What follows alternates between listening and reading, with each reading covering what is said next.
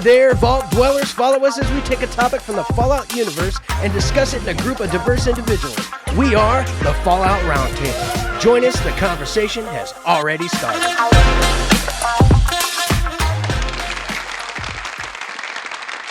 Good morning, Vault Dwellers. We are back for episode 6 of The Trap, called The Trap. This is the Fallout Roundtable episode rewind. Is that what we decided? Something like that, yeah. Yeah, sounded good. I'm Sassylady. This is Sulior, and we're going to go in our deep dive of episode 6 of the Fallout series on Prime. If you would like to chat with us about the series, any of the episodes, you can reach the show at Fallout RTB on Twitter. You can reach me at Sassylady1103. You can reach him at IanGold08. Mm-hmm. I get it? Yep.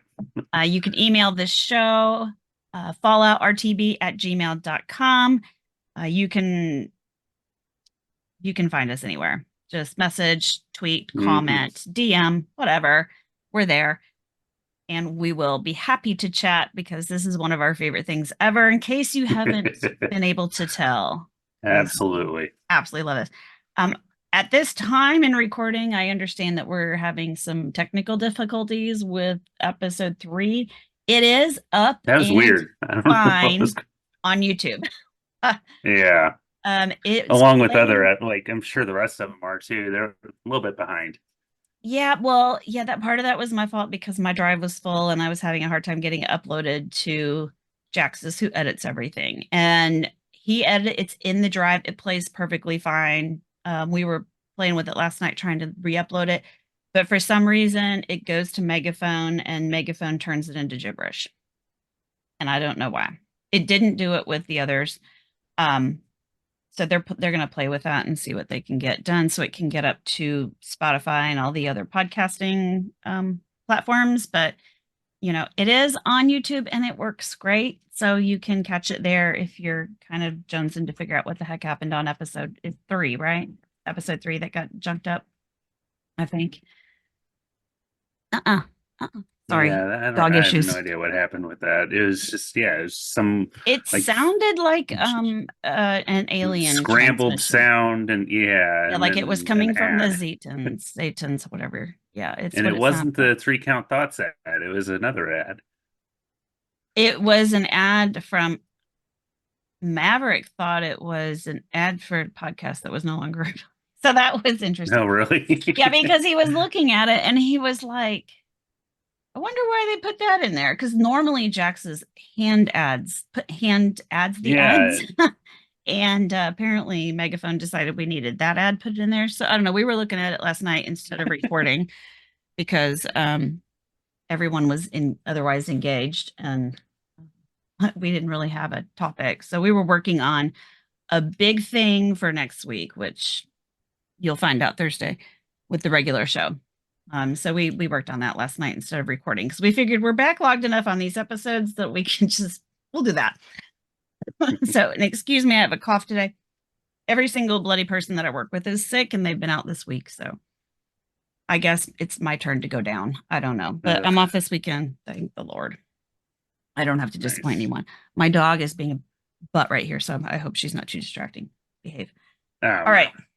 So jumping in to this episode, we open up to the Galaxy News theme. Like, what do you call them? Like a spread, like a banner. That's what I'm trying to think of. Yeah, banner. The banner. And that was cool to see the Galaxy News banner, like kind of flash across, like we're watching the news kind of thing was what popped up. And then it cuts to black with a single spotlight on Cooper Howard, which is cool. It's very cool. Very like, what's happening, you know? And he starts talking and he says, you know, I'm here to talk to you today, not about my own films, but about a modern marvel.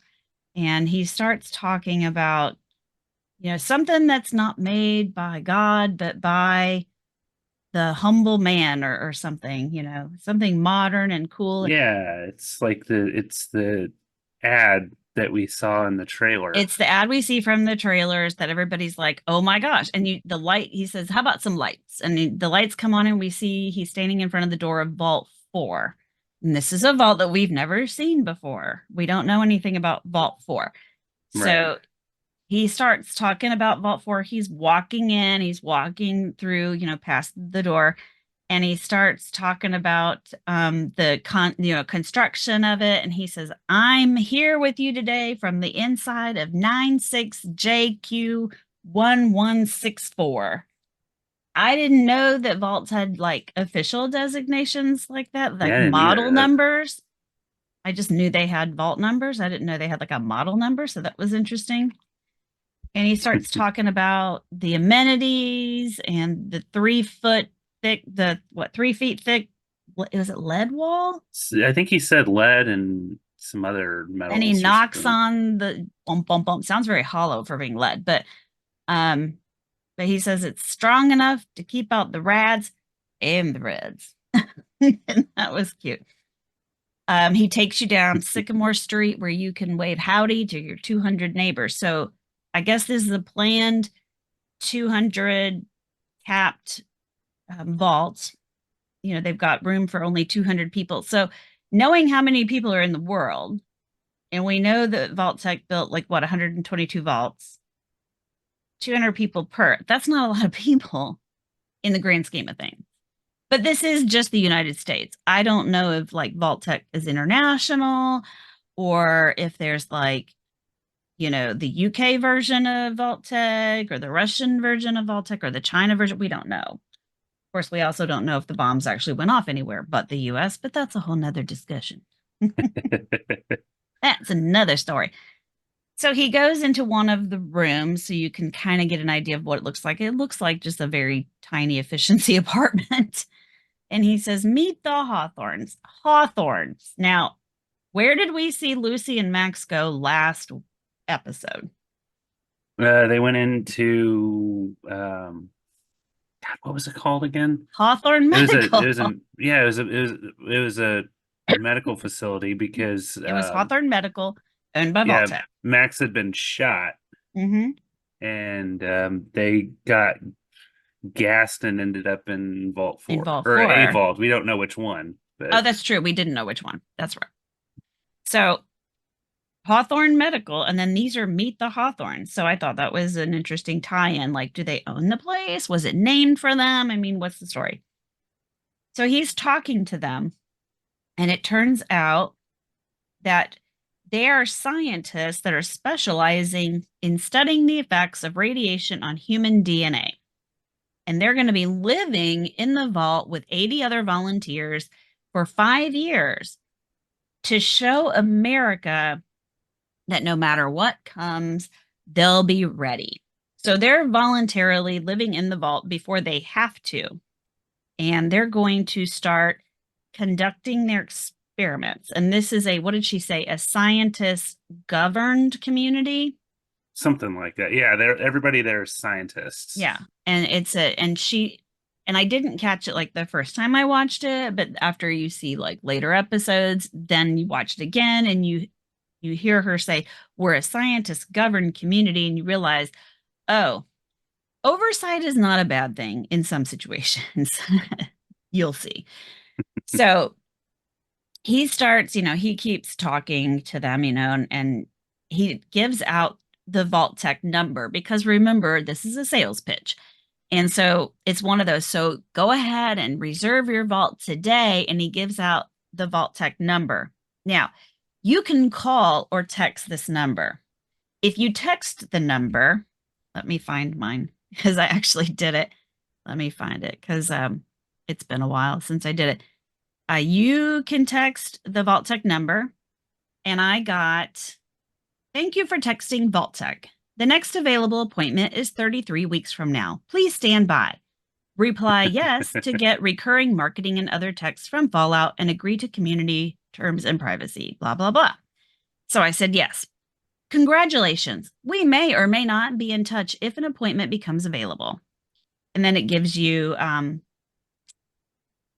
link to, no, it doesn't. It just gives you their phone number. Oh no, I sent it. No, yeah, that's it. So that was cool. And I went ahead and saved it because some people have a theory that they're going to use this system, like if you text them, to maybe give you updates on upcoming games or things of that nature. Maybe because that Could be. 33 weeks coincides with the fall in almost 3 years, which is about the time frame that a game may or may not be dropping from Bethesda. And they like to release their games in the fall. So keep your ears and eyes open. It I may mean, yeah, it's we're probably just still a getting fan Elder hope. Scrolls 6 first. We do know that. But Yeah, who's to but say we they don't haven't care been about working that. on another Fallout game? Oh, I do. Whatever. I was an Elder Scrolls fan first, but I do It's love fine. both. So people who call the number, and you can look up Mrs. Fallout on any of her platforms like Twitter or Instagram or anything, and she'll have recordings of this because I didn't bother to record it. But if you call the number, you basically hear a man screaming. That was funny. It's very creepy. They did It's that on the very Fallout creepy. feed too. They did that live on the Fallout They feed. did live on the, yeah.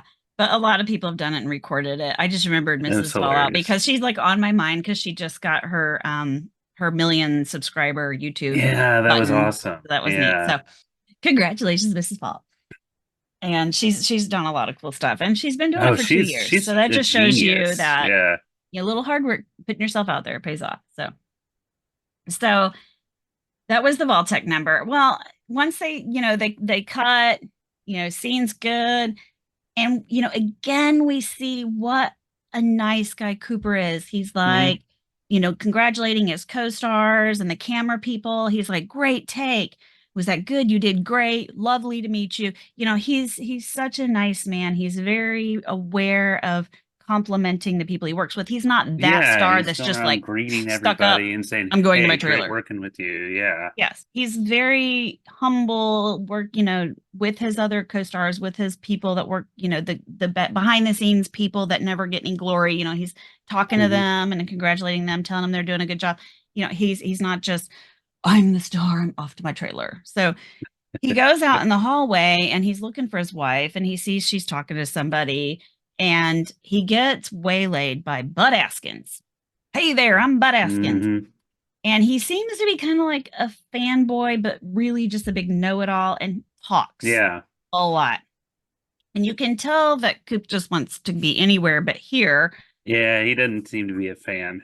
No, because I think he's probably tired. He just wants to leave. He just wants to find his wife and bug out. But Bud's just got him. And he, hey, I just wanted to meet you. I came here from Vault Tech on Q3 from West Tech and blah blah. Well, of course, this Yeah, I catches found out he works for West yeah, Tech. this catches his attention because he was with West Tech for like 10 years. And Yeah. he says that he had worked on the T-45. Well, now he's Yeah, and got he's Coop's attention. Cooper's like, "Hey, guess what?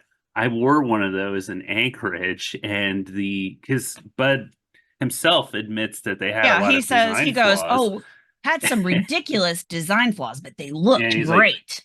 guess what? Because Those that's all that design flaws matters. led to a lot of lost lives. Hmm. So, Yeah, he said he saw a lot of good men and women give their lives for those design flaws. But that doesn't phase Bud one bit. Bud's like, no. And he's like, yeah, yeah, I yeah. wasn't the one who did that personally. Product Like, well, management was never my bag. it's like, you just said you did. Like So, that just wasn't, it didn't even phase him. He's like, yeah, that was never my thing. So he says now he's more about HR, R&D, like what the hell that is. So he says he oversees workflow optimization timelines. And he says most people think that he's all about scale. So he's all about overseeing workflow optimization timeline, all about scale. And he said most people think that scale is about increasing your global market share, but that's only thinking in 3 dimensions. He's thinking in 4, because he's progressive and he's on it. He's all about this. And he said because the ultimate weapon to destroy your competition is it's time. time. It's time.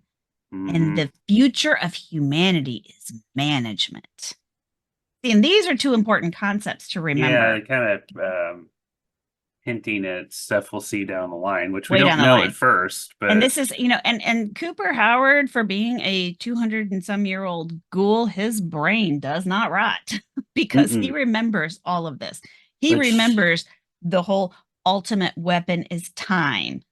Which, how is that possible with all the drugs he's taken? But, right? whole other deal. I don't know how his brain is not baked, but he remembers everything and everyone.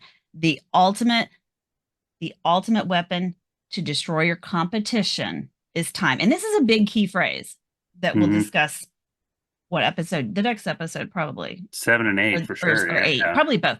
Yeah. So the ultimate weapon to destroy competition is time, and the future of humanity is management, which we're kind of starting to see a little bit when we see that 31 is managing 32 and 33. So that's kind of a little bit of that. Well, but we don't know the full episode, story till later next episode. Later on, we get some more hints. We get a lot more. Yeah. But this is setting up Bud. This is setting up Bud and his core values and his core beliefs and his motives. So Coop's getting bored with this conversation. He said his piece about the T-45. Bud didn't care. He's all about talking about his new thing. And Coop does, he's zoning out. He's just, I don't care. So he's looking for his wife, and he says he gets himself away from Bud, and he goes and he finds her and he gives her a big hug, and she's like, I'm at work. I'm working. So, and I've heard some people talk about, I think we kind of touched on this before, that this is maybe a marriage of convenience, but he doesn't know about it. Like maybe he was set up. Could be. Yeah. So like, because sometimes she's kind of cold and stiff with him. And she's like, her job with Vault-Tec seems to be really important to her. It's more important to her than... And she kind of explains why. She does later.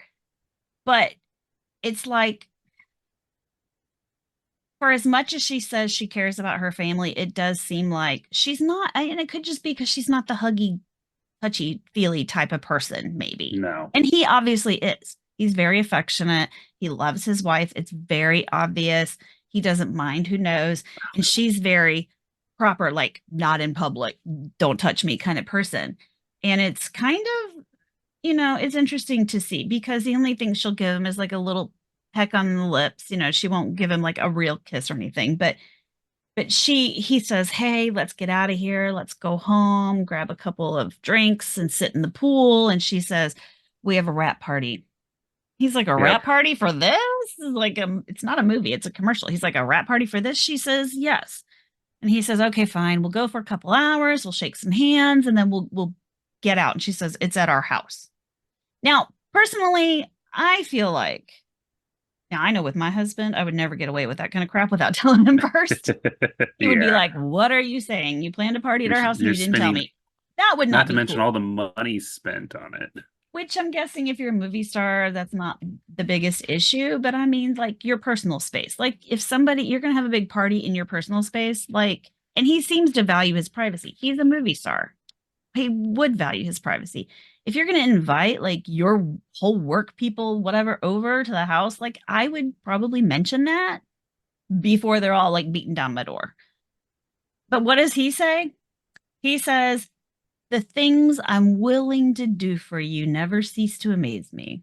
Right. She is so lucky. Mm-hmm. Like, he wasn't even like, well, gosh, like, why didn't you say something? Doesn't say a word of reproach to her. He just says, okay. And, and we can see, the next scene is the party, and we see the outside of the house. There's a lot of people milling around, like a lot of people. And the house looks very nice, like a place in the hills, looks very, there's money. And there's, we see him in his room, there's solitude. He's the only one, and he's getting ready, but he doesn't seem to be in a big rush. We know there's a lot of people there already, and he's kind of can hear them, hanging back. So we know he's not like all that excited about going to a party of her people. But I mean, he's probably thinking, well, she's been to a lot of Hollywood parties. It's probably not her thing either. So I'm sure he's trying to, like, be supportive of her with her job, whatever. So he's going to do it. So we see him glancing at a paper, and the lower half, like the whole bottom half, and this is a big thing in print. I know we don't see a lot of papers these days, but you know, top half, bottom half, it's all real estate on the paper and like where you get it and what's important and how much money is spent. But the whole bottom half of the page is the Vault-Tec ad with his face, his pose. And, he kind of looks at that and we don't know really what he's thinking about it, but we see it. He's looking at it. And then we hear Roosevelt coming in the room, his dog. He's padding in. And he turns around and he says, "I'm sorry, buddy, you can't come. I'm heading into enemy territory." So we know how he kind of feels about it, but he's going to do it anyway because, he loves his wife and there's no limit to the things that he'll do for her, obviously. Yeah. And so he vibrating. So then he tells Roosevelt to be a good dog and go to bed, and he pets him, and the dog lays in his bed. And we see the headline of the paper. And on the headline, it says that the Reds are losing territory. So we kind of get like a little inside of how the war is going. Because remember, the war, like I don't know what time frame we're in 2077 at this point in the show, but the war ended January of 2077. I'd imagine it'd be the summer at this point, considering it's a pool party. But I mean, it's California as well. So yeah, so you never it know. could be it could be any time because it's California. But the Sino-American War went 2066 to 2077. So if the Americans are obviously on the track of, and for all we know, this could be late 2076. We don't know if it's actually 2077 yet. All we know is it's the buildup towards the Great War, that this is like the time preceding the Great War. It could be 2076. Right. We don't know. They don't really tell us that. True. And I guess maybe if I blew up the picture of the paper, I probably could have caught a date. I didn't. I should have. Maybe. If anybody did, tell us. I would like to know. So we see that headline, and then he heads off downstairs, and we see wall-sized movie posters. And I love the one that's at the top of the stairs, a man and his dog. Mm-hmm. I love that one. That's like my favorite poster of his. And then somebody commented about how they loved the movie, and he says, "Thank you. Yes, that was my favorite too. It had my real dog." So I guess that's Roosevelt was in that movie with him. I'm assuming it was Roosevelt. A lot of people are assuming it was Roosevelt, which seems like it would have been a recent movie because we know that dogs don't live forever. And, Roosevelt, he may be an older dog, but I mean, still, it's got to be within maybe a 10-year timeline, which makes sense because we know that he served in Anchorage.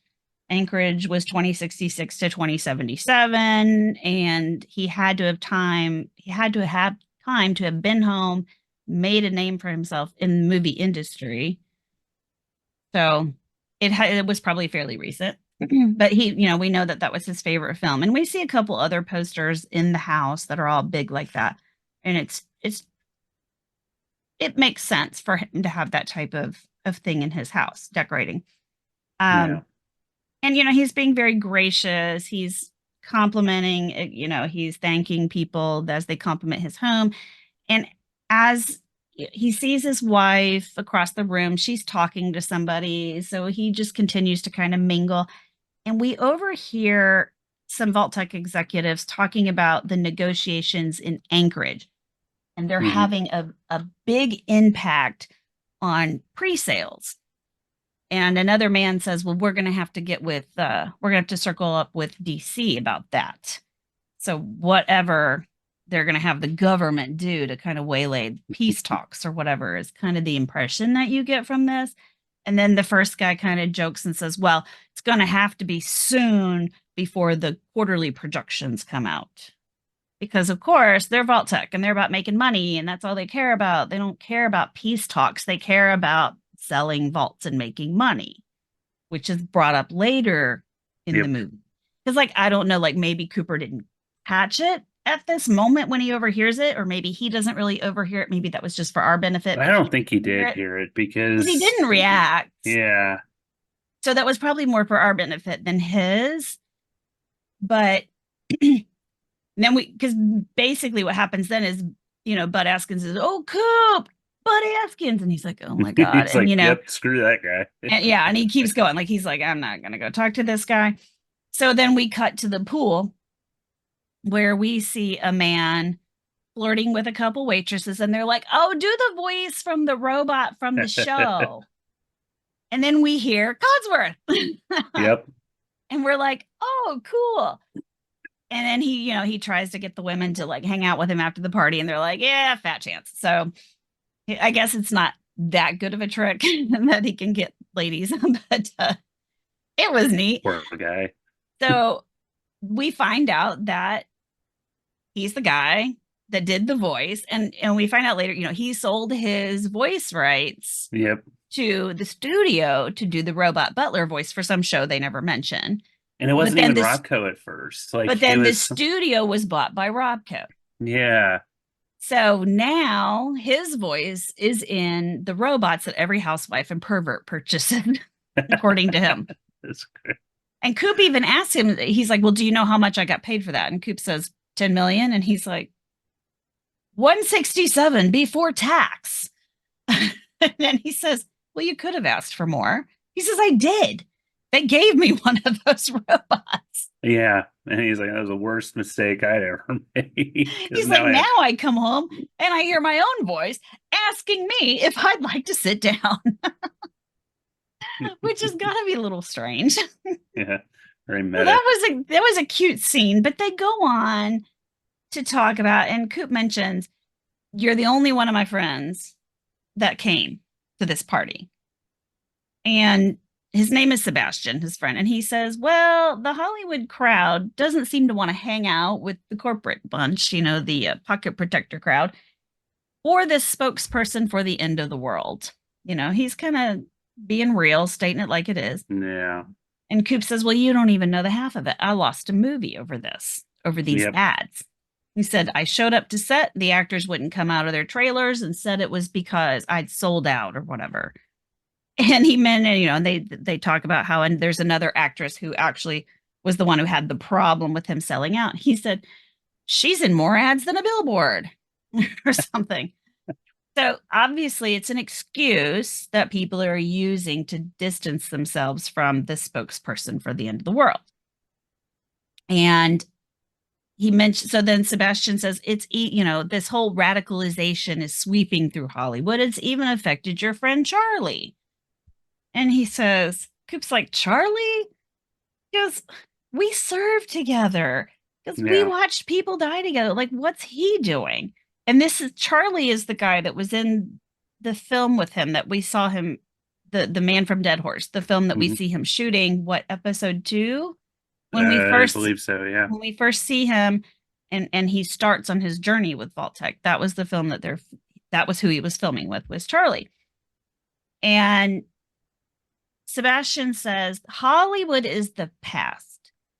Products are the future. You're a product. I'm a product. The end of the world is a product. And the people who embrace that are the people whose future is golden. And that's an interesting concept. But that's, and I guess that's why Sebastian doesn't have any problem hanging out with Cooper anymore, because he has embraced that. Yeah, they've both done that.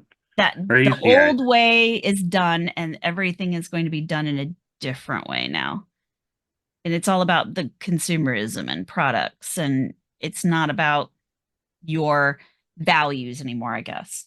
So that's all going away. So now we see a shot of the ghoul laying on the floor at the Super Duper Mart post-party. And of course, what do we hear? The Mr. Handy, ready to serve, in Sebastian's voice, which is... Didn't it even say he was Bartholomew Codsworth? Yeah, Bartholomew, yeah, I couldn't remember the name. Bartholomew Codsworth. Ready to serve. That was so great.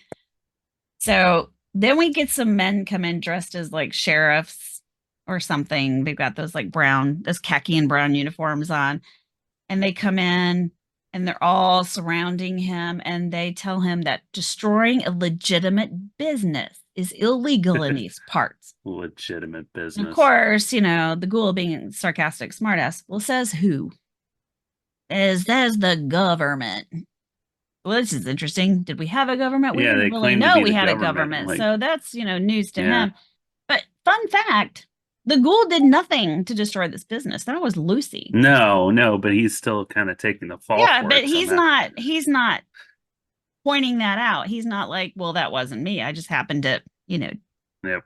just reap the benefits and take the goods. He didn't say anything about it. He took it. So we go back to Vault 4 and we see a doctor is removing a rotten tooth.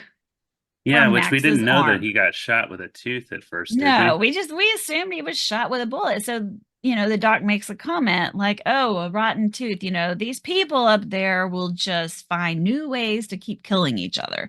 Because I Makes you guess if wonder you're if it was running one out of of his. bullets, which honestly, a rotten tooth is a heck of a lot worse than a bullet. Yeah, a lot. Yeah, you can get infected You're gonna get so much easier. Yeah, sepsis. You're gonna die. very gross. It was really disgusting. So he's like, obviously, you need antibiotics and you need to stay here and rest for a few days. And, Lucy's, Max is like, no, we've got to get out. We got to get going. And Lucy's like, no, they're right. We're safe here and you need to rest because you've been shot. And the woman with the long black hair, we never learned her name.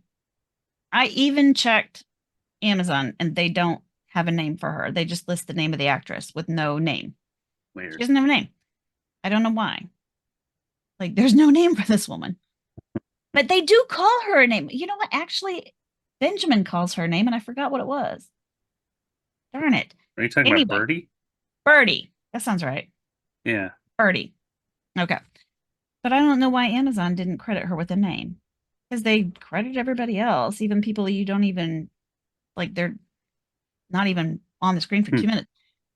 And So- she was a major part of the episode, too. She was. I was like, how come I can't find her name? Okay. So they have a conversation. Well, she mentions the fact that we found Max's armor and we're having people bring it back. So yay, they don't have to go back and get his armor. They're bringing it to the vault. So Lucy thanks her and tells her, well, it's not ideal for us to say, but it sure feels good to be back in the vault. Because I don't know if you've been to the surface, but it is not good. And Birdie says, well, I was born on the surface. Yeah. Which shocks Lucy because, oh, well, you're so normal. Mhm. Yeah. And I guess clean, but she is in a vault. So I guess she's had a shower since she's come down. But so the woman explains that her mother was a courier and they were near Philly, I think. And she said you could still feel the heat of the blast from Shady Sands when the bomb went off. And Lucy said, oh, you're from Shady Sands. And Birdie says, well, a lot of us are. We were taken in by the vault because we had nowhere to go. We lost our homes. And Lucy says, well, that's a really good thing, and they agree, they were very fortunate to find safety in Vault 4 when they needed it. And that, they were a very compassionate community. So Lucy and Max are required to be kept in quarantine for a little bit longer to be safe. So the doctor and Birdie leaving Max and Lucy alone, which is creepy at the moment. Max starts out by telling Lucy that she smells good. Mm-hmm. So Lucy says, do you want to have sex? Yeah, it was just like she just was like, all right, let's get it on. Very bold. Very She's like, quickly. we got nothing better to do. Let's just do this. Which there's windows everywhere. So apparently this girl is Yeah, you can whatever. see people walking around out there. Right. It's like, And it's like an observation room. People can observe. So, okay. And then he's like, oh, you mean that thing? And he goes, this it is happens really weird. to some guys, but not me. And all right, so I don't want to really go into a lot of graphic detail because it is pretty icky. But if you've seen the show, he likens It grows and it explodes. his moment to a pimple popping. Yeah. Which is like the worst the analogy. Worst, like the least romantic thing you could say in that Right. moment. And I'm like, were the writers just looking for the most disgusting thing they could come up with, or what? And this I this get can't that be this true. guy is Like, super naive and nobody, like, he did not have sex ed, obviously. you can't tell me that he's never had an erection at that point. Like, Well, he has, but he said when they make it move. So I'm assuming he doesn't make it move. well, and like He just you lets it sit see a there. guy in And the first episode jacking off in bed. Like, what? Like well, he's he he said it happens to some guys, not me, because I guess like he feels shame about it, so he doesn't want anybody to know that it just you know. So it's very icky. unrealistic in my It opinion, in my is. mind, but And so still, I mean, to each he their goes own. through this big explanation, and then she says, "Oh, well, ideally, that should happen Yeah, always." it's supposed to do that. Yeah. And it should always happen. And he's like, well, and then instead of saying this at the beginning, he says it now. And I'm like, you could have just said this at the beginning and we could have like avoided this whole conversation. He says, well, I'm a knight of the Brotherhood of Steel and we can't. And she's Which like, again, that's okie bullshit, dokie. but whatever. Like she's fine with And she that. just lays it back and it's like, yeah, this ain't gonna happen. And she's like, I mean, like he just says we're not supposed to. And she says, okie dokie, like that would have been it. Like that would have been fine. But no, he has to go through the whole icky thing. And so we see that they are in this room that's marked test subjects. So that's interesting. Mhm. So now they're out and they're having breakfast in the common area.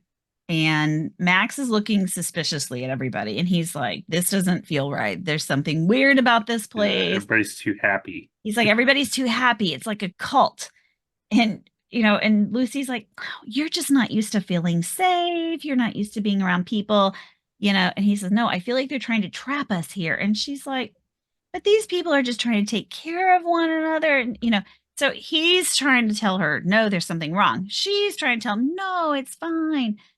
And it's interesting how things flip shortly. Mm-hmm. They're talking, and the overseer comes over to say hi. Overseer Benjamin comes with Bertie. Bertie steps aside, and we see that Overseer Benjamin only has one eye. Yep. Right in the middle of his forehead. Nobody is, nobody acts like that's unusual, and Nobody you find acts out like why. And the funny thing is, Lucy appears to be more disturbed by it than Maximus is. Like Maximus is like, okay, dude's got one eye. Lucy's like, oh my god, I'm trying. When not she to even stare. asks him about it later, like, isn't that weird? Like, he's like, well, lots of people only have one eye, and she's she asked like, yeah, Max but about it. Yeah, his was big and in the Benjamin. center. Yeah, sorry, Max. Oh, yeah, that was funny because she's like, wasn't that a little strange? Well, he's like, right, I'm telling you, these people are too nice. And she's like, no, the eye in the center. He goes, well, it's a little to the left, which I thought was funny. But no, it's a little to the left. The conversation, like Benjamin's just like, yeah, stay out of level 12. Yeah, he comes over to read off a list of inane rules. One of them including for the foosball table, and if there's no pencil, please come to me because I have plenty. Right. And then if they tell you there's no pencils, apparently a lot of people don't know how to use the bathroom properly because the newcomers. Right. Please ask. That's a lot less awkward than not doing it right. Yeah. Apparently they have issues with how the toilets work because I'm sure like there's some kind of waste management system, and it's like if you've ever gone to the bathroom on a boat or anything like that, where it's like you can't just flush, you got to like do things to so well, I mean, and a lot of these people came from Shady Sands, so you have to wonder, like, I mean, it's they're probably just peeing in the bushes, so yeah, maybe and I don't know. Shady Sands had amenities, so maybe they had working toilets. You never know. But maybe. Yeah, but the thing is, like, he gives them these inane rules about the foosball table and the toilet, and get pencils from me. Oh, and don't go to level 12. Yeah, you probably didn't have to bring that up, because if you didn't bring that up, then nobody would have been like, "What's on 12?" It's like one of those things. Like, okay, well, now that you've mentioned it, right. now you've planted the seed, and I want to know what's on level 12. So. And as Lucy and Max are having this conversation about how weird it is that he only has one eye, other people are walking around. She's noticing like the guy with the nose on his forehead and the guy with the like flipper hand. And this other woman with glowing eyes, and she's Hmm. like, okay, Which I was there's kind of something curious weird about here. what those would be like having glowing eyes. Like, what did they do for her? I know. I don't know. Maybe she's got some kind of special vision or something. I don't Yeah. know. But it was interesting how, like, I get like how people's appendages got put in different places due to the type of experiments they were doing, but glowing eyes, Yeah, we didn't know about the experiments at this point, but not yet, we not all till know this that episode, I something think. happened. Yeah. And it was only certain people. Not everybody was like that. Like Birdie wasn't Yeah, because she was mutated. from the surface. So, like, So weirdly, yeah, in Vault 4, the normies are all not vault dwellers, whereas she thought normies were vault dwellers. You right. know, so because she was shocked that Birdie was normal, but she was a surface dweller. Hmm. When, as it turns out, in Vault 4, if you're normal, you probably came from Shady Sands. Yep. So, so now we see the ghoul, and he's been taken prisoner, and they're traipsing him through the desert, and he's flashing back to probably maybe not a happier time, but definitely a better time. And he and Barb are sitting in a hot tub, and he's asking her about work.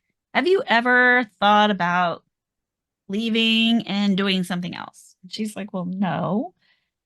And he says, well, I think about quitting showbiz and buying a ranch in Bakersfield and going back to being a real cowboy. And she says, well, what would I do? And he says, well, you'd look pretty and you'd help me raise chickens. And she just laughs and she's like, no. I mean, she doesn't seem very impressed by that, because No. I get the impression like he probably grew up as a cowboy because obviously those skills didn't come from just being in the movies. Right. He was probably a cowboy rancher, whatever, before the war. And maybe he met her, I don't know, at some point in time, but she seems like a total city girl, and so she's like, haha, I'm not going to go live on a ranch. No. And so she gets out of the hot tub. She's like, what has gotten into you? And he's like, well, you know, what was it? Gin, whatever they were drinking. And he says, but I've probably been reading too much news lately and second guessing city life. He says, and then, she's toweling off and she's putting on a pit boy and he's giving her this look and she notices it and she's like, you've seen these before. He says, but not on you. And for some reason, that bothers him.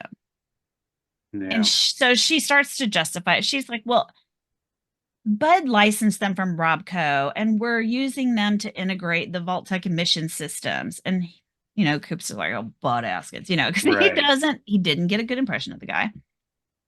And she says, I know the company is filled with guys like him, but it doesn't, Vault Tech will exist with or without me, and it doesn't do any good to complain about it from the sidelines. So she looks at it like this company needs her, I guess, or that she needs to be involved with it or something. And he's like, you have one life. Why do you want to spend your 9 to 5 with assholes like this? And she says, I need this job so we can get a spot in the vault. And he says, we got money. We'll Right. buy a spot in the vault. And she says, a good Doesn't look spot. like that. And And he he's like, says, well, what what does does that mean? that mean? Yeah. And she just deflects it. Like she doesn't want to say she knows what that means, Hmm. but she doesn't want to say, and she doesn't want the conversation to go any farther. So she just says, I'm doing what I can. Just trust me, please. And every time I've always heard, if somebody says, just trust me or whatever, then you can't. Right. It's like, well, why don't you trust me? Well, I mean, that's the thing. And if they had, and that's the thing, and that's why you wonder, like, is their marriage like a real marriage or is it like she's a plant? So is she, I mean, and maybe they have maybe it was a real marriage, but like maybe she's not as committed as he is. You know, I don't know. Cause like Vault Tech, we know Vault Tech brainwashing. Maybe they've got her brainwashed and maybe they've got her, I don't know, because he seems like the all American, guy, but Right. he's he, you kind of get the idea that he's starting to get some doubts about some things. He definitely has his own mind. I don't think he's the Hmm. brainwashing type. and he might be a problem when it comes to the whole Vault Tech buy and brainwash. But the only thing that they have is that he loves her intensely and she can manipulate him. So she's trying desperately to manipulate him without spilling the beans. So it's the just trust me, I'm doing what I can. She doesn't want to tell him what a good vault means. Right. We know, but, and obviously she knows because she doesn't want to go into an experimental vault. Mm-mm. And as an aside, if they moved to Bakersfield, if they bought a spot in the vault in Bakersfield, they would be ghouls. Which may be what happened to Which we him. do know that, yeah.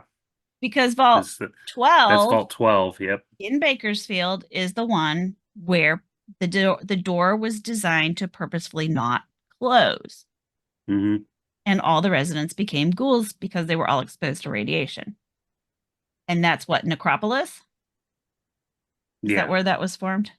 Yep. In That they Fallout 1 or become 2? the inhabitants of Necropolis. Right. So Set in the rest of we them. kind of talked about that when Lucy asks him, is this what happened to you, radiation? And he said something like that. And I'm wondering if, because we know events later on, if he got himself a spot in the vault in Bakersfield, because maybe he went ahead and got his ranch in Bakersfield later on, because we know that they divorced at some point. So maybe he moves to Bakersfield and gets out of showbiz. Maybe he tries to get out of this whole thing because we know that he's not Vault Tech's spokesperson there at the end. And maybe he ends up in Vault 12 because he's not going to be in the good vault with his wife because they're divorced. And I'm assuming they're not going to let him in. Find out exactly Not yet. how he turned. So that, yeah, I mean, that's a good I mean, point. we Maybe may. he did make it to Vault 12. I mean, it seems like she said it was a 2-hour drive, and I don't know how long these vaults are open once the bombs hit, because we know And he was on a horse. he was in the Hollywood Hills when the bombs hit. We know that. He was doing a birthday party, but he was also with his daughter. Mm-hmm. And apparently he does not know where she is now. So yeah, we still don't have an answer for that. Mm-mm. So let's break here. This is like a good spot. It's not quite halfway through the episode, but I felt like there was a lot in the beginning, and like the second half went a little quicker, I guess. I think it was like there was one there, it just went a little racier. So we'll pause here for a break and we'll be right back.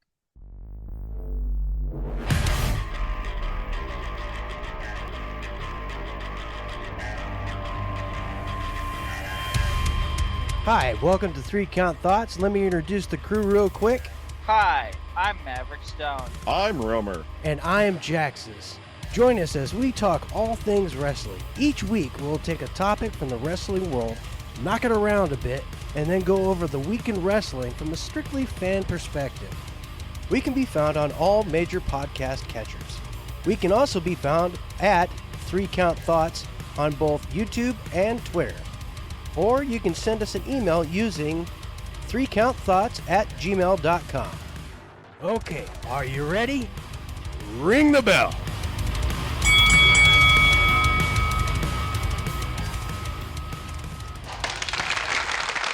Okay. Hope you enjoyed the lovely. Sorry, dog. Something got her attention, I guess. All right. So we're back to we go back to Cooper, and he's sitting in a bar and he's waiting on his pal Charlie to come. Charlie, yeah. And he's watching the news, and we hear a report about how nations are racing to secure uranium to control the future of energy, and that the shortage has turned allies into enemies. So, we hear people talking about peace negotiations and about possible ending the war in Anchorage, and how the Reds are losing their foothold and everything. But then we're hearing about how the shortage of uranium is going to be causing issues. So, what's going to happen with this? Is this going to cause a separate war? Like, what's the story? And so, we just hear the snippet that just is enough to make you think, this is state of the world that they're living in. And Charlie comes in, and Coop, I guess he just can't hold back because he's really upset to learn that, Charlie is attending these communist meetings and things. And he says, what? You missed my party? You couldn't bother to come? What, you had one of your meetings with, your communist meetings? He goes, what the heck, man? We fought against all that crap. We watched people die up north. What are you doing all this for? And Charlie's like, well, what did we do that for? Why did we do that? What, for the American dream? And they start, and they're talking, and Charlie says, Vault-Tec is the devil. And Cooper says, what, are you saying my wife is the devil? And he says, no, I like Barb. He says, but do you know what fiduciary responsibility is? And Cooper says, I play a cowboy for a living. No, I don't know what fiduciary responsibility is. And so Charlie explains, the government has outsourced the survival of the human race to Vault-Tec. And Vault-Tec is a private company. It's a private corporation, and they have fiduciary responsibility to their shareholders to make money. How do they make money? They sell vaults. And you can't sell vaults if peace negotiations go through, because if there's no threat of war, you're not going to need to sell a vault. Don't sell a vault, you don't make money. So he's making some sense here, right? And he's done a lot of research on this. And of course, this is capitalism, right? Supply and demand and yada, yada, yada. I mean, this is all like basis of capitalism. So what Vault-Tec is doing, is not communist per se. So it doesn't seem like, maybe Charlie is kind of going against the capitalism. I don't know. So Vault-Tec has a fiduciary responsibility to make sure that the peace treaties don't go through. And Cooper says, well, how are they going to do that? And Charlie says, well, I don't know. But do you remember the movie that we did with Johnny Morton? And Cooper says, remember the movie that we did with Johnny Morton? You were the sheriff and I was a generic Indian. And of course, here's Cooper, sweetheart that he was. He goes, you were not a generic Indian. He says, Tall Hand could talk to horses and you played him with dignity and grace. It was a great role for you. Which, he's mad at his friend, but he's still like defending his friend. I thought it was really great. Right. So Charlie goes on. He says, Morton played a rancher who owned half of Missouri. What happens when the ranchers have more power than the sheriff? And Cooper says the whole town burns down. He says the whole town burns down. Vault-Tec owns half of everything, and the government is broke as a joke. He said, and Coop says, no, you're part of some cult. This is some kind of conspiracy. No, I don't want to believe any of this. And Charlie says, well, you're defending a system that's ready to burn down the world. Who's part of a cult? So they both make sense, right? They both make a lot of sense. And it's hard to say like who's right in this situation, because you don't want to believe what Charlie's saying because it's too evil. But he did say that Vault-Tec was the devil. And he's making some good points to back up his statement. Yeah, he's done a lot of extensive research on this. And it makes sense considering the fact that, like he said, they have a fiduciary responsibility to their shareholders to make money, and you can't make money in this situation if there is no war.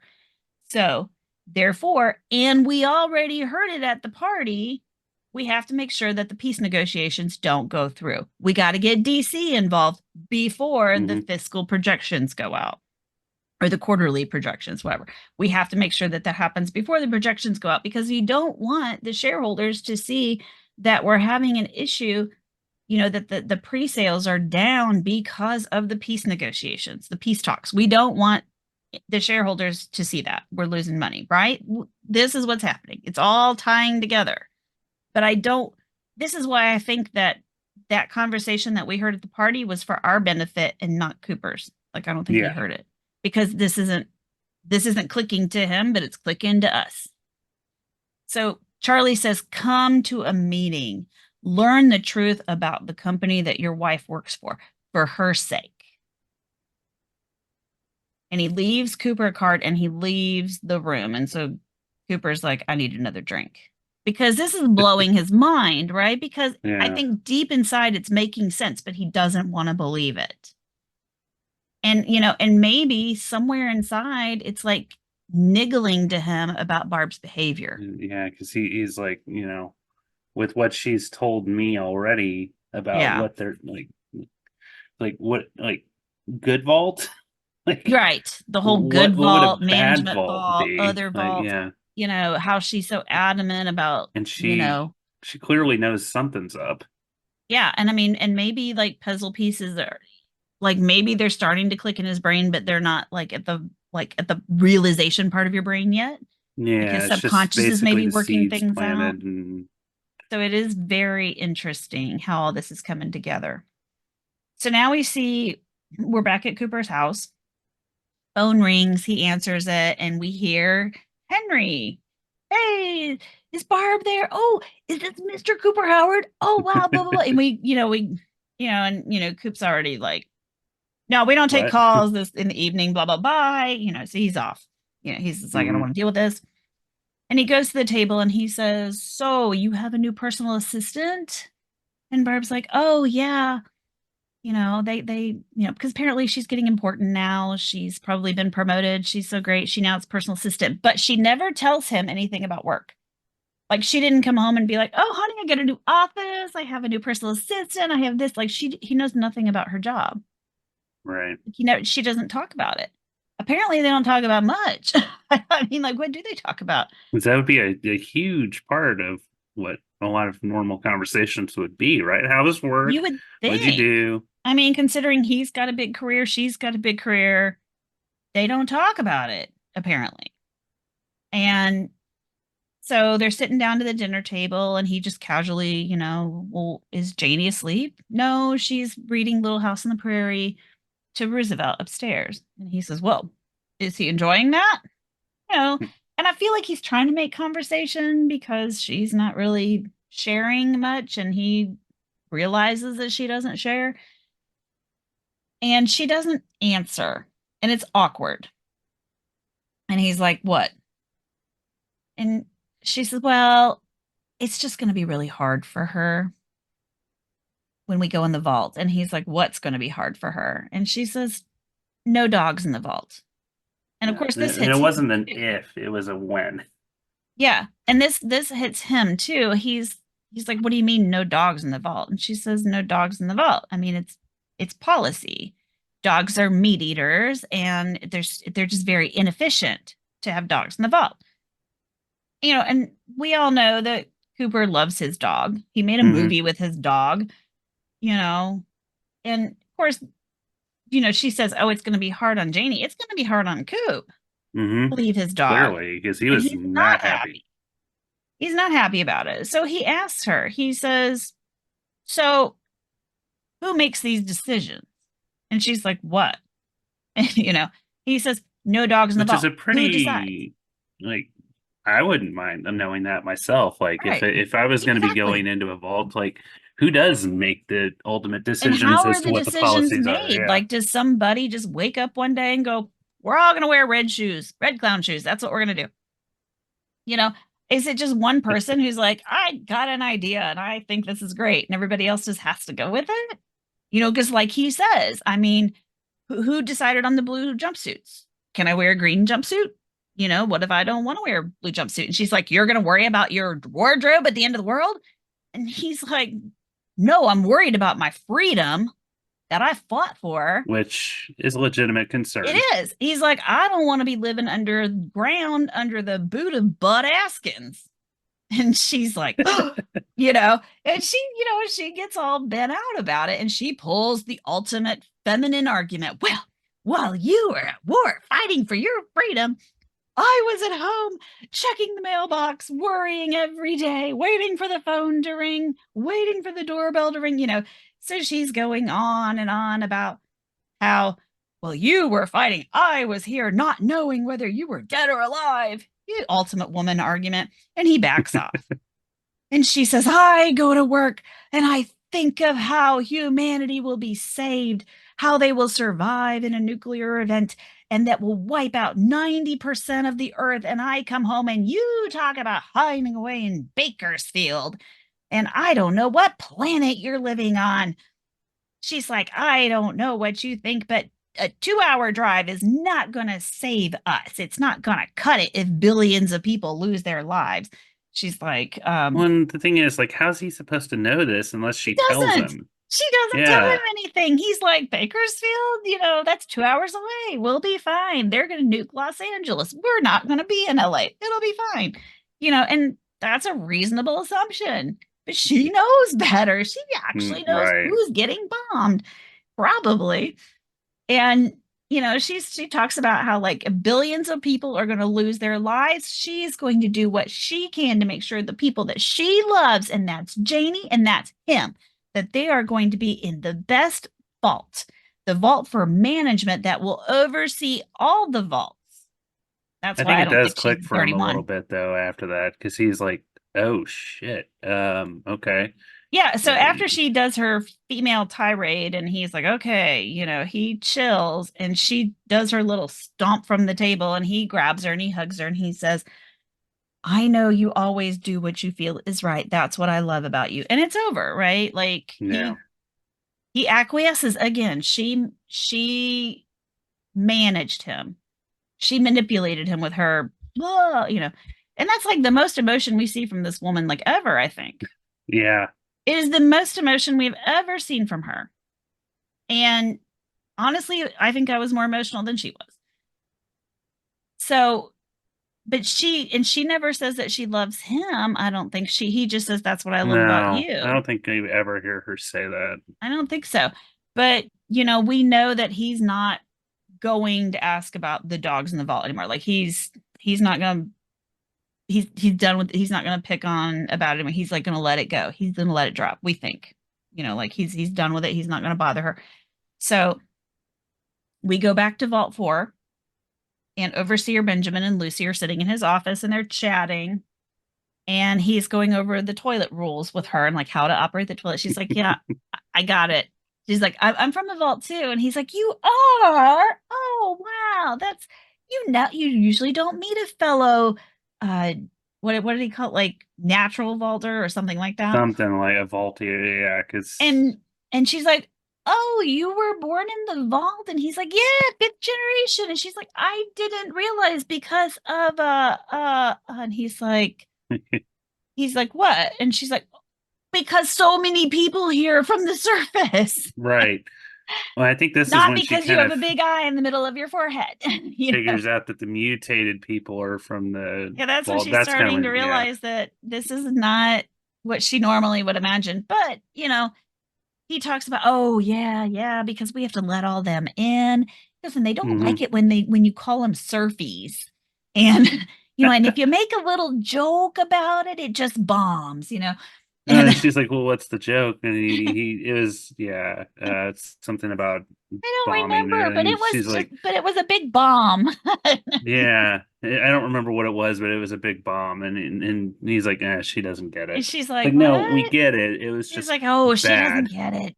and very It's inappropriate. like, oh my gosh.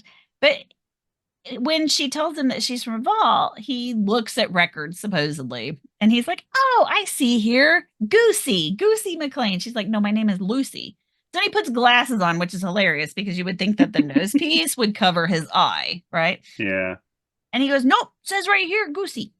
So that's interesting. Are we going to find out that her name really is Goosey and that she's just been called Lucy? Yeah, it was always a nickname, I thought, but apparently they put that down her real as her name. official name. Yeah. Lucy is her nickname.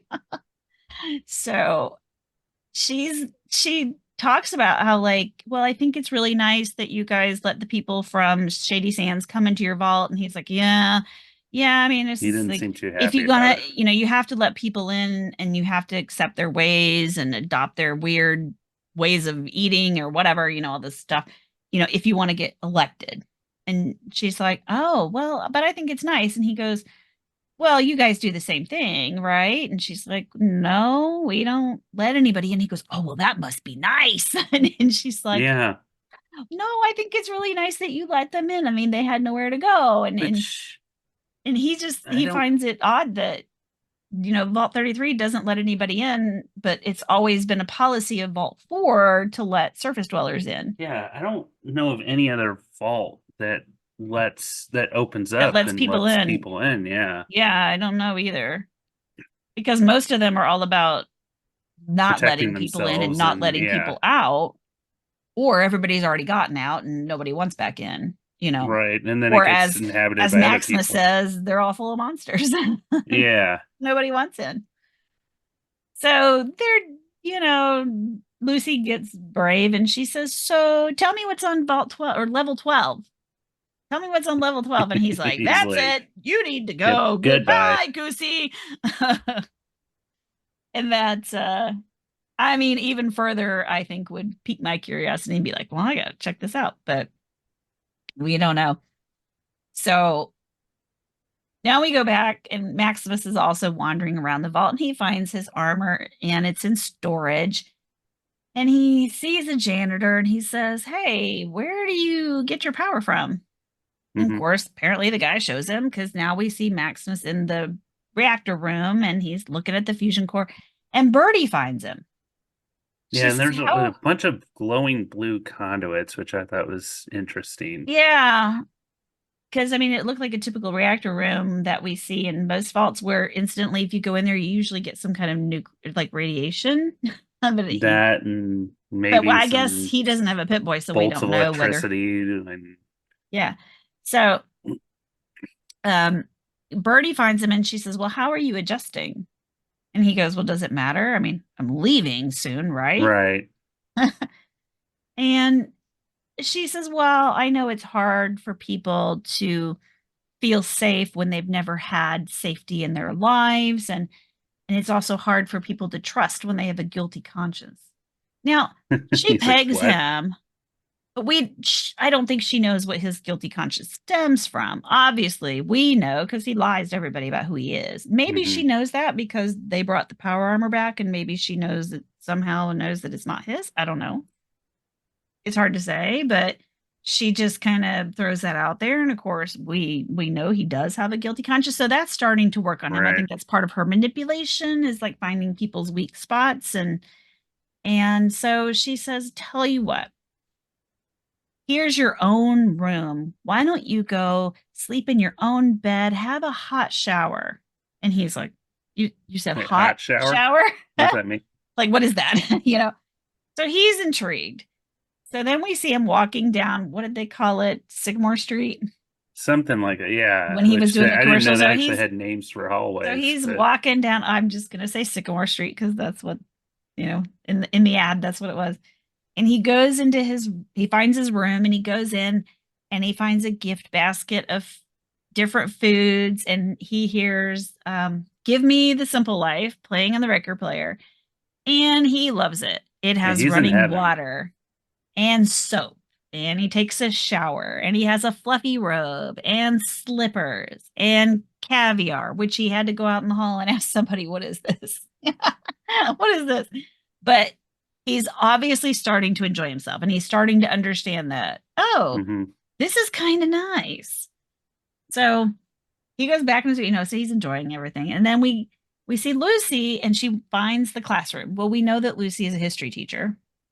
So she finds the classroom, and she goes inside, and I guess she's feeling maybe a little nostalgic, but she notices a timeline on the chalkboard, and it's the timeline of Shady Sands, and like when it was founded, and it goes through, and I should have written the years down, but I didn't. But it goes over like when Shady Sands was founded, when the NCR became a thing, when it became the capital, blah blah blah.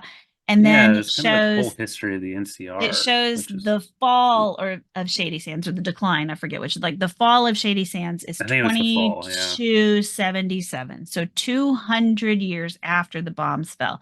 And the way they depicted it, it was fall of Shady Sands, 2277, and then an arrow, and then the The picture of a explosion, nuclear bomb. which I thought was interesting too. I didn't even really think about that. I thought that the nuclear explosion was part of the fall of Shady Sands, but maybe it wasn't. I've had people It suggest that wasn't. So it everybody wasn't. threw a So fit, and they had a cow because they were like, "Oh my gosh, you just killed the timeline because New yeah, you Vegas is retconned the 2081 NC and you like just blew New everything." Vegas. Todd Howard literally had to like do a thing where he was like, no, we didn't kill the timeline because these events occurred concurrently. He's like, New Vegas did occur in 2081. What they're saying is the decline of Shady Sands, the fall began in 2077 and continued until unknown year bomb, right? They didn't really state what the bomb was, but it was after the events of New Vegas in 2081. So New Vegas, then bomb Shady Sands. So sometime after New Vegas was when Shady Sands was bombed. I don't know if we know the exact year on that. I don't know if he has since stated, but it was not written on the blackboard. It was just decline of Shady Sands 2077, arrow over nuclear bomb, would have been sometime after 2081, which was New Vegas. So timeline is not disrupted to all the people that lost their ever-loving minds over it. 2281. Or yeah, 2281. My bad. I'm losing 200 years there. 2281, New Vegas. All right. Yeah. Slipping my 200 years there. So the timeline was preserved according to God Howard. He said it himself. Well, Therefore, I've watched it is real. videos with Tim Kaine talking about the same thing. He's like, guess what? Sometimes characters get times wrong, or they right. He's like, sometimes there's give you time bad slippage, or information. sometimes Like, they could lie. You know, and like, let me just say, I don't know if we've said it before, Tim Kaine liked the Fallout TV show. Oh, yes. He liked it. So all y'all that are like, he liked it. He made a video about it. Look it up. He's like, guess what? I've got see it on his YouTube information channel. wrong. He liked it. Oh yeah, he even said. But I know, and I forget the guy's name, and I'm sorry I forget the guy's name, but he's like the lore person at Bethesda, and he was like, yeah, I would. He goes, I run up and down the halls all the time, and I'm like, stop this, stop, no, here, this, and he was very involved. So timeline maintained. Right. So Lucy's poking around, so she sees this, and this blows her mind because she, like, this tells her that 200 years of history that she wanted from Maximus that he didn't really know or whatever. And she sees a flag in the corner. Well, it's not like the flag in her corner of her classroom. So she opens it up to see, and it's an NCR flag. And we hear the swelling of the Fallout theme, which incidentally, they only use twice in this whole season. We don't hear the Fallout theme very often in the Fallout show, but this is one time, and it's very appropriate. I thought it was very, very on point at this moment to play the Fallout theme when she unfurls the flag. I loved it. It was chills. It was great. So then she hears a commotion in the hallway. She goes out. There's people brushing somewhere, and she's like, what's going on? And a man says, oh, the surface dwellers have this tradition. It's a little too much for me. And so, he walks off, and some other lady goes, come on, come with us. And she's like, okay. So she's going off with them to this tradition that they have going on. So we go back to the ghoul and the deputies. They're now entering a building, and they meet a man, and the ghoul recognizes this man, and they're like, oh my gosh, oh, it's you. Oh, wow, it's you. Like, oh, wow. And the man's name is Sorrel Booker. And he's like, well, I heard it was a ghoul that busted up the Super Duper Mart, but I didn't know it was the ghoul. And then he starts to tell his sheriffs, like, do you know who this guy is? This guy was the best bounty hunter in the day. Right. He's bragging about him. And then the ghoul's like, oh, Sorrel Booker. Oh, okay. So he sits down across the table from him. He says, can I get a needle and thread? And they're all like, what? And they're like, I don't know if we got one. He's like, I've got one in my backpack. Can I get one out? So he starts to sew Lucy's finger onto his hand. Yeah, I thought that. I was like, wait a minute, is that a thing? Like, apparently. So he just sews it right back on. The fact that he has this in his bag makes you wonder how many times this has happened. Well, it's a ghoul. Things might fall off in inconvenient times. So sure. And, you're also wearing probably some old clothing if something gets ripped. It's just good to have a little sewing kit on you. You got to make some little repairs now and then. Maybe he was a Boy Scout as a child. Or a Pioneer Scout as a child. He probably learned to be prepared. So that was pretty funny. So he's sewing his finger on, and they're talking. And Booker's like, I don't know what keeps you going 200 years. Is it that California sunshine you like feeling on your wrinkly face, or are you still looking for her? Yeah, and that got his Ooh, attention. that hit.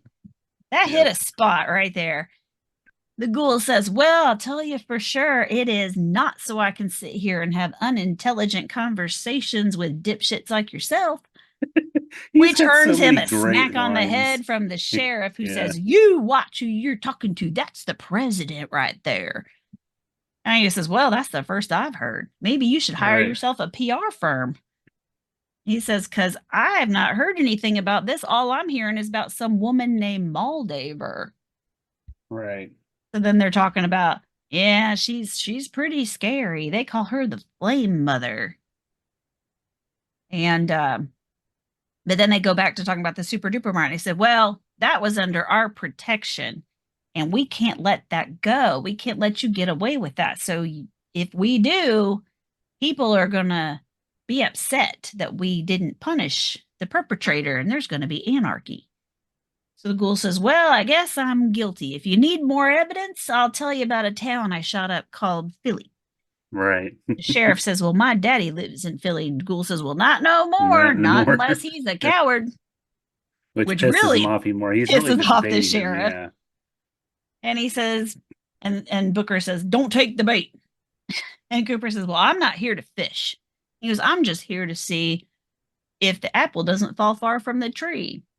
He says, and the deputy or the sheriff, whatever, says, well, my daddy was no coward. And he says, well, in that case, are Okay. you? Yeah. So Booker, this guy is about ready to shoot him. And Booker says, Mhm. take his gun away.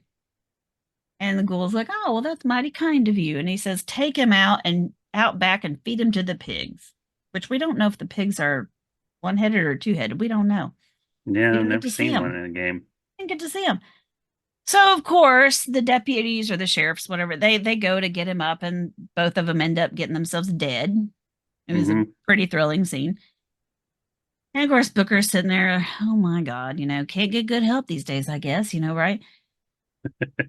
And the ghoul notices a bunch of wanted signs on the wall, and he notices one in particular, and he grabs it down and he goes, why do you have a picture of this woman on your wall?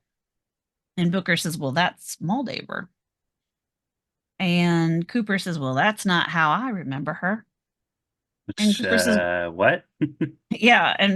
And Booker says, well, how do you remember her? And of course, we're back in the Hollywood Hills, and we see Cooper pulling up to the outside of the Hollywood Forever Cemetery. Which, that was a great inclusion. Yeah, she has her meetings at the chapel at the cemetery, which, whatever, So this scene is interesting because we go back and forth. So we see Cooper going into to this meeting that he is going to check out that Charlie gave him the card for. Simultaneously, we see Lucy going into the atrium with the other dwellers gathering, and it's some sort of ceremony. There's candles, and then we go back to Cooper, and he's heading up the steps into the building, and then we're back to Lucy, and they're making these shish, shish, shish noises, and they're raising their arms, and they're lowering their arms, and they're making these weird gestures. And we're back to Coop, and he sees people gathering outside of a room down the hall, and he's still debating on whether he's actually going to do this. And now we're back to Lucy, and people start unzipping their tops and taking I don't know, tops off. I must have only been half paid attention to this part, because how did I miss this? Oh, you missed it? Like all these vault dwellers, like unzip their tops. I think I was at work at the time. Off their vault tops, and yeah, they're all getting naked. and then she's like, no, I'm not gonna do this. And she starts to feel a little weird at this point. She's like, why am I here because again? they start and it gets better. So she's looking around, and she's like, I'm not taking my top off. So now we're back to Cooper. Charlie meets him in the hall, and he says, thanks for coming. And Coop says, well, we'll see if I stay. And Charlie says, oh, you'll stay. I mean, he's confident. Now we go back to Lucy, and we're now chanting. Flame Mother, we remember. Bring back the last as we remember. I think I wrote this down right. We bring back Shady Sands as we remember. We bring back those taken from by covering ourselves with their ashes to bring back Shady Sands, blood must spill. Mhm. So we see Lucy, she actually does put a little bit of the ash on her forehead Well, and because that's she when doesn't she know what hears it is. They're that, just and she's like, passing it "Oh," around. She puts it on and realizes they're like the ashes of of the of who people we who remember. died at Shady And Sands. she's Yeah, like, oh, and so she kind of stops and they're talking about blood spilling. We go and people are back to drinking Charlie, it. and Charlie says, hey, I want to introduce you to somebody. We go back to the dwellers. They're drinking something out of a pot, but they're talking about blood of Yeah, the it's people red. they remember. I mean, are they actually drinking blood or is it symbolic, like in the Yeah, Catholics drinking the blood of Christ, but we're drinking wine? I don't know. It looked it convincing. was And of course, they're really like red. drinking it from a ladle. So it's like spilling down their fronts and it's really Hmm. gross because, like they said, cover ourselves in the blood, whatever. Then we go back to Cooper and he meets Miss Johnson, but it's Moldaver Yeah, back in the day, 200 years ago. shorter hair, And she's like, glasses. oh, hi, Mr. Howard. I'm a big fan. Then we cut back to the atrium and we reveal a big poster or Yeah, it's a something painting. Yeah, of the Flame Mother. And it's her, it's yep. Moldaver. And Lucy recognizes her because she knows the woman He steals from the vault. dads. Yeah, the woman who steals dads, exactly. So she recognizes this woman too. So it's a really wild scene where it's back and forth and back and forth. And a lot of times the dialogue is cutting over each scene. Like you'll hear the chanting in the background when you see Cooper walking around in the building. It's wild. It's really cool scene. And so next, we see Lucy running down the hall and she gets to Max's room and she's banging on the door. Now, how she knew where Max was, I'm not sure. Yeah, because he didn't even have that room until Right, he got the because Pip Boy. when did they see each other between the time that he got the whatever suspension of belief? She's The banging last on his time, door like, and she yeah. says, we need to talk. And he's smiling like everybody else in the vault, you know? Well, he just mentioned that he'd just eaten oysters, which is Right. an aphrodisiac. He meets her in his fluffy robe and she's like, you were right. And he says, no, you were right. And, you know, and she says, you want to try these oysters? They make you feel so good. Want to make my cock explode now? And she's, Yeah, no, I'm like, dude, no, come we on. need to leave right now. She goes, these people are insane. And he goes, well, yeah, they're like you. He says, they're weird, but nice. She says, no. She goes, okay, I understand why you think it's safe here and it's nice after everything that you've seen above and everything that you've been through, but these people are hiding something and I'll prove it to you. So she says, I am not leaving without you. And she leaves. And you know, she is going to vault level 12. Hmm. And now we're on level 12 and it's dark and it's creepy. And it seems like it's abandoned, but she keeps going and she finds like science equipment and lab stuff and body parts in jars. She finds You see the gulper, or another gulper, when she, like, right after she walked in, which apparently she missed, because I would have, if it were me, I would have walked over and, yeah, and I looked think I at it. missed it too. I just remember seeing like parts in jars. I don't remember seeing an entire thing. Yeah. But she It, she switches on a holotape, which I don't know if I would have just like randomly turned on TV in a creepy place, like because you know sounds at that point, you know. But she turns on a holotape and she watches a woman giving birth in water mhm. to fish-like creatures that then proceed to eat her. And then I mean, that grosses her out. She turns it off, but she keeps going. God bless her. She's got some bravery. She keeps going. And then she finds these like cryopod type things. And I don't know that they're frozen or they're just suspended. I don't know. She finds these pods, and there's more women in these pods. And we see somebody come in the room behind her. Now, they Mhm. don't see her, and she doesn't know that they're coming, but then the lights flick on, and so she ducks, and it's the doctor. It was the doctor that took the tooth out of Maximus's arm. And he starts talking to the women, and he's like, okay, I just wanted to make sure everybody was okay. Nobody got out because the door was left open, and I was concerned. I think And he then got an alert. he Yeah. hears like Lucy's trying to hide herself better, and she shuffles and makes a noise, and he hears it. So he hits an alarm, and he breaks something on the wall. He grabs a weapon, and he goes after her, and they fight, and she throws acid in his face Yep. to kind of try and get away, but it's too late because by then the vault guards have come, and they're dragging her off, and she's screaming about how you're all crazy, your culture is insane. And of course Birdie, how she's everywhere at all the Yeah, time, I because she don't was the one who know. was leading the rave too. Yeah, I mean, she's always everywhere, but she pops out of nowhere and says, well, I'm sure if we came into your home we could say the same thing, because she's under the impression that every vault has experiments. Mhm. We'll learn later, but she's basically like, well, we're no different than you, and we would call you crazy too. So they're dragging Lucy off to somewhere, and we get an ending shot of Maximus sitting in his fluffy robe, eating popcorn, watching TV, having a ball, and we're hearing I'm Tickled Pink by That was Jack great. Shannon. Yeah. It was so good. He's just smiling away, just like those crazy vault dwellers that were in a cult. They're just smiling. It's weird. Oh, he's doing it now. And he's rather enjoying his little vault slice of life. And then we see the pullout. The pullout shows a radio station, which is obviously our preview for next episode. Yep. So this had, like I was talking to Eric over break, this one was a very foreboding episode. Had a lot of foreshadowing, had a lot of to be. It was a lot of setup for things that happen in the future. A lot of setup. At this point, we didn't really know what was going on with the vaults. Like, we didn't know that a lot of the people from 31 are pre-war. So we don't know about 31 yet. We don't know what's in 31. We don't know. We just know that they did give us there's a little something bit of a clue, about 31. We don't know what's in with 31.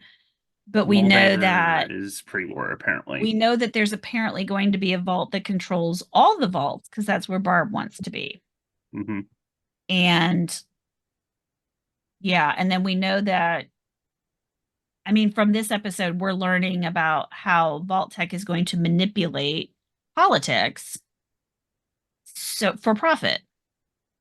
And that's what makes them evil. Well, it's not the only thing that makes them evil, but so far there's a lot. That's just the beginning.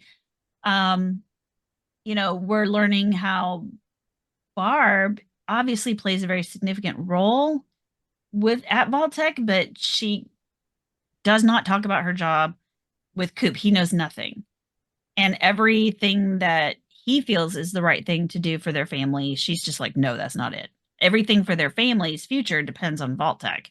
Right. And he's like, I just don't understand how everything depends on Vault-Tec. Like, in his mind, that doesn't make any sense, because he doesn't know anything about Vault-Tec, because she doesn't tell him anything.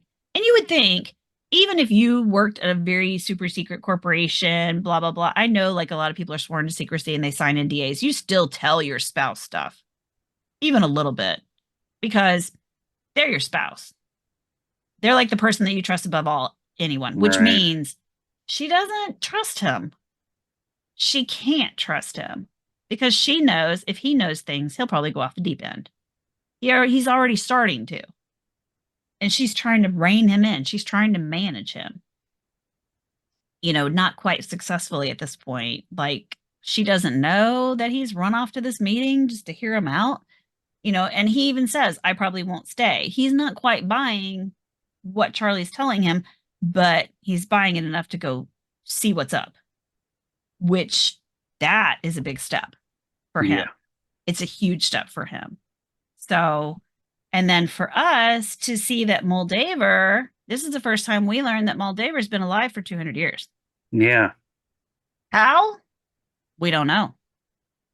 So this is interesting.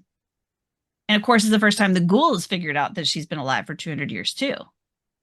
Now, he hasn't seen, well, he has. No, has he seen her in real life? I don't think so. No, he hasn't. He hasn't seen her. He's only seen her picture, which, to be fair, is a hand drawing. But they don't say that she's a ghoul. So, and nobody has said that she's a ghoul. So he's Right. thinking, well, she's still around and she's not a ghoul. How does that work? But it just tells him that, he probably thinks that there's a really good chance that his wife is still around because we know he's still looking for her. Well, and what's the present? He just says her. He doesn't. It's kind of he does. insinuated that he's It could talking about mean his wife. he may not be looking for Barb. He might not care about her, but he's obviously going to be looking for Janie. Yeah. But the way they say her, it makes you think that he's looking for a lover. Yeah, it's like because the way they say it with like a little sneer. Like I don't think they would say that if they were referring to their daughter, if with a sneer like that. And of course, if he finds Barb, he'll find Janie. You would think. So, and maybe he wants his revenge on Barb. We don't know. We don't know what their relationship is like at this point. If it's amicable or if he's like, if I see you again, I'll kill you. We don't know. We don't know if he tolerates her because they have a daughter together. We have no idea what their relationship is like yet. We only know that they're divorced and that he owes alimony, which he must have been making some really good money to be paying her alimony because I'm imagining that she probably makes decent money at Vault-Tec for being an executive. So why he owes her alimony, unless the laws were different. Maybe it's just because I feel like at this point, if he's not getting a lot of work, either he's cleaning up on royalties or they're just, I don't know, it's just some kind of crappy law that says he's got to pay her alimony even if she's making more money. But child support would count. I don't know.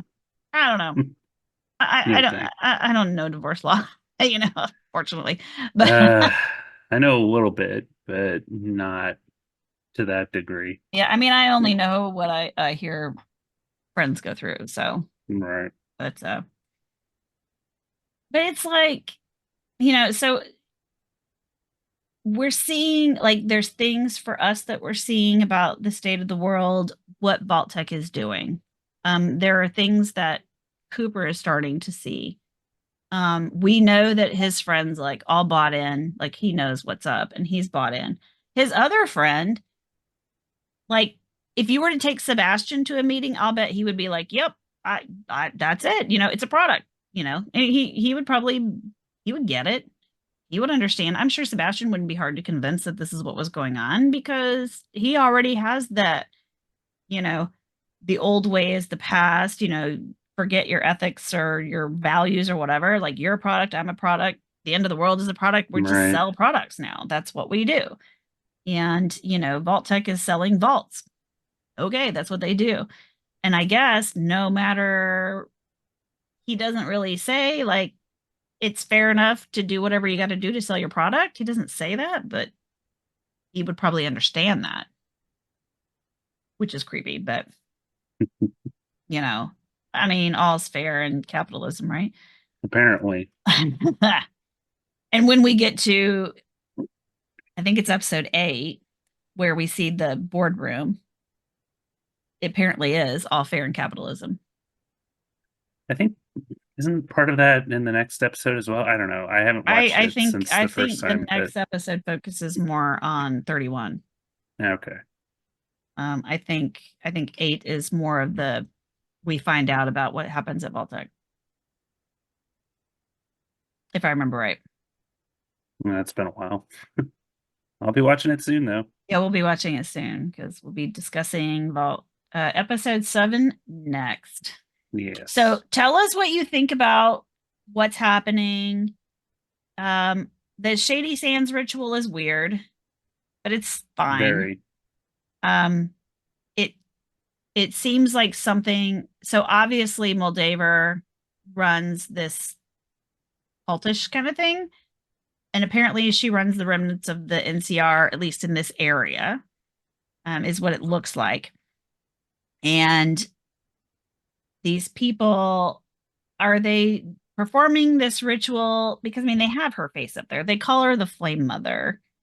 I don't know if they know that she's over 200 years old, and that's why they think she's so great, and they all follow her, because it's like, hey, I've been around since before the war, so you should follow me. I don't know if that's, like, the deal. I'm not sure how she gets all these people to follow her. if it's just because she makes sense, because obviously people followed her before the war too. Yeah. And I forget, like, what was her profession then? I don't think they ever really say. They might say with the meeting in the next episode. Or I'll look and Yeah, see if it's anybody possible. else caught that. We're getting down towards the end, and it's Yeah. getting good. 2 more episodes left. Kind of hard to believe. Getting good. I mean, this episode was a very big setup. Like, it's setting up a lot of stuff that's going to start rolling in the next 2 episodes. And you know, there wasn't a lot of music in this episode because it was a lot of foreboding. It was a lot Yeah. of some creepy scenes. It was a lot of very intense scenes. So it wasn't a lot of the fun, happy Fallout music that we hear. So I noticed that too when watching it again, was like, there's not a lot of songs here. There's not a lot of like fun breaks. I felt like the music in this series was used a lot as like a tension break or something like that. And there was none of that. There was not a lot of that in this episode. No. Not much at all. Like 3 songs, I think, in total. And most of those were reserved for like the party scene and for Maximus checking out his digs, and then the very end with Maximus got all the music, seemed like. So Yeah. Yeah, which I guess were the more happy scenes and less foreboding. it was, yeah. So, And it's yeah. interesting, like in the beginning, Maximus is like, we gotta go. This place, no, there's something wrong here. We gotta go. And Lucy's like, no, it's safe. It's great. And then at the end, she's like, we gotta go. We gotta go. He's like, Yeah. no, it's great. It's safe. So it's really funny to see how they flip. And that's because, you know, Birdie was able to manipulate Max into thinking you want to stay here. Yeah. And, you know, because Lucy didn't stay out of level 12, like she was told, she learned that there was something going on. And now she thinks this is not a safe place. Otherwise, she would probably be like, yeah, that's great. Let's just stay here forever. You know, who knows? Maybe they would both give up on the head and just let whatever happened happen. Who knows? If she hadn't figured out what was going on in level 12, and she was like, this is a safe place. And then he bought in, this is safe. Maybe they would have given up on looking for the head. Who knows? Wouldn't that have been interesting? Yeah. I didn't even think about that. Could have skipped a whole lot of stuff, but nope. No, we're going to go through that stuff. So, so anyway, we'll be back with episode 7 soon. Yep. So let us know what you think. Like, rate, Definitely. like, rate, subscribe, whatever. Thank you. All that podcasty and all the stuff, things yeah. that everybody tells you to do. Yeah. Yes. Okay. We'll see ya. Thanks and have a great day. Bye, everybody. Bye. This podcast is part of the Robots Radio Rocket Club, a program designed to help all podcasts reach their full potential. For information about joining the Robots Radio Rocket Club, check out robotsradio.net.